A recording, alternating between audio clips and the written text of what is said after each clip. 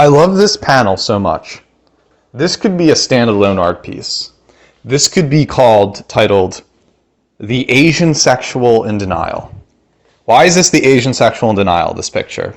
Well, we have a blonde white guy who's furiously hating on this Chinese girl because she's, different from him, so weird. And so when we don't understand scenes out of xenophobia, we act in weird ways, or we're just mad irrationally. And really, I think he likes her. That's it. But because he's not mature enough, an adult, to tell her, listen, I really love you, let's go out. He can't say that. So Superman, this big homoerotic Lenny Riefenstahl man with a big bulge, comes in and says, hit your bat across my dick and let the bat break. Here, Superman is stopping the blonde white man, the white boy, from getting his Chinese girl, from beating up, getting frustrated and angry over her. Instead, he's taking his anger out on homosexuality.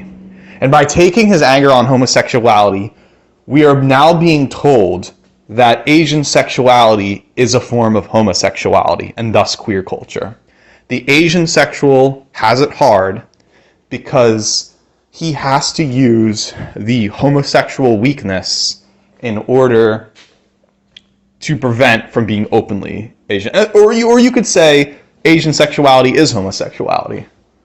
You'll also notice something too throughout this comic of Superman smashes the Klan, where the Chinese girl always admires Superman. She looks up to Superman. But she's, again, American comic books tend to do the male gaze onto women to get an agenda across, opposed to Japanese comics, which naturally objectifies women and teaches them as sexual objects. In Japanese comics, women are just there for man's pleasure, but in American comics, there is this kind of feminism, but as well, this kind of on and off feminism where the girl is only sexually attractive or looks pretty to get a point across. So when the Chinese girl is being saved by Superman, she's like, oh my God, Superman, he's here, he's going to save me. Like here in this picture, there's a conflicting image where Superman, the bigger, stronger male, is going to save this tiny, weak, inferior Chinese girl from this angry guy who also likes her as well. So here it's like a little trinity here. The Chinese girl likes both Superman and the blonde-haired kid.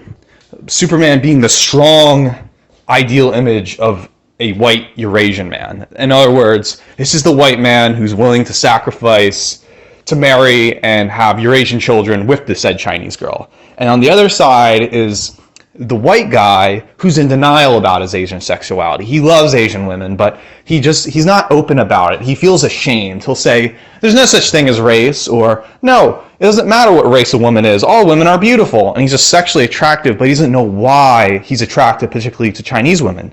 We know the answer is that he actually naturally likes Chinese women, but he's in denial of it. So Superman, the honest one, comes in and kind of breaks this trinity here. There's homosexuality between Superman and the blonde-haired kid because it's the white man not reconciling. The white man is not coming to terms with his love for the woman. So he kind of creates this circle jerk about being conflicted between being a strong man and doing the right thing versus in denial. And so this is what liberal society does to an eccentric individual, is that you can't be open about your sexuality, but you can do the right thing. And so it's completely self-defeating. So neither Superman or the blonde-haired kid gets with the Chinese girl.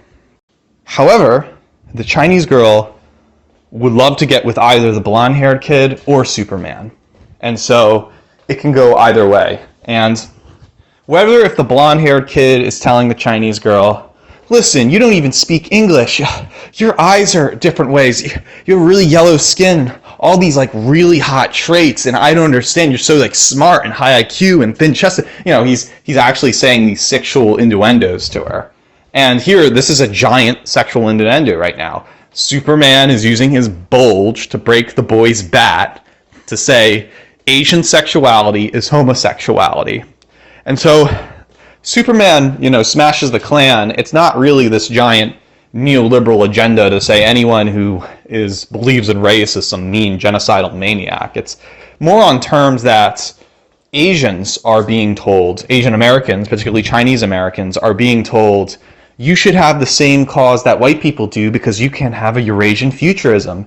That the real Klan, the real neo-Nazis, are those who are white guys who sexually like Asian women, but they're not open about it. So to really smash the Ku Klux Klan, you have to promote an open Asian sexual identity. Otherwise, we have the conflict here. It's a part of queer culture. Because Asian sexuality is homosexuality, you can never be open about it. You're just a queer outsider. And to get over that, you have to create an identity politic that it's white male, Asian female, Asian male, white female, Eurasian dating, and Eurasian society motives. I want to mention this too as a little side note. This is kind of like, I don't know where this digression goes, but, in my own experience, as I said before, Asian women tend to think that they're weak, just like Asian men. There's this whole rice cell, yellow incel thing where the Asian male has the butt end of the stick. He's always inferior and like race mixing no matter where he goes, no matter what in society. But that's actually not true when you look at Asian women, because the psyche of an Asian girl is, I'm inherently weak. The Asian girl thinks, I'm not a blonde Stacy. I'm not a bodacious black girl with big booty. I'm not a fun-loving Mexican housewife or Indian housewife. I'm a nerdy, flat-chested, ugly-looking, insect girl. That's what some Chinese American girls think. And that's sad, but this weakness empowers them, though, and this is why the weak identity helps them be assimilated towards queer culture or an artistic endeavor, because they use their sign of weakness in order to go stronger. They can either embrace the weakness and do this whole Asian feminist route or whatever, or like most normal women, what they do is they embrace the strong. And so Asian women naturally go out with the stronger men is because they don't want to be reminded that they're weak bodies in the Western world.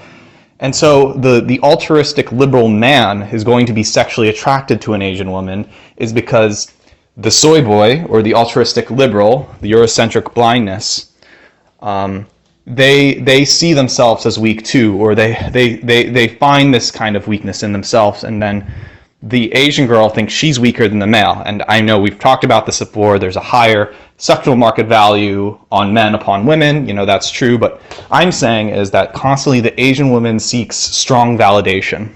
She doesn't seek levels of, progressive weakness. What I'm really trying to say is that I'm not saying move the power structure focus, queer stacking, Asian women have it harder, not Asian men. That's not true at all. I'm saying is that there's an equal level footing. And I'm also not saying all lives matter in this way of playing liberal identity politics and whatnot. That's all bullshit. I hate liberalism. I hate modernity, whatever. I'm saying is that often Asian male incels get it wrong most of the time is because they have to realize that their female counterpart has that same weakness that the Asian incel does. And when you're an Asian girl and you feel ultimately weak, you feel weaker than like a blonde Stacy or a black girl. You feel like the world is at you constantly. And it's really nice when any male of any background approaches the Asian woman because she can feel a little more strength in her life. And that's different from the Asian male perspective, where the Asian male has to be a man. And he has to go out there and be strong and not care what people think. Yes, men and women have it extremely different, especially in a dysfunctional capitalist system. All I'm saying is that the Asian female has the same weakness as the Asian male in this crazy neoliberal American society. The Asian female may have more benefits, and obviously our society is rewarding her behavior, but I'm not saying this is some hierarchy of queer stacking that, oh, we got to focus our queer attention now on Asian males. I'm saying it's equal footing, and that's what they don't understand. This is Pilleater, and I recorded this on September the 13th, 2021.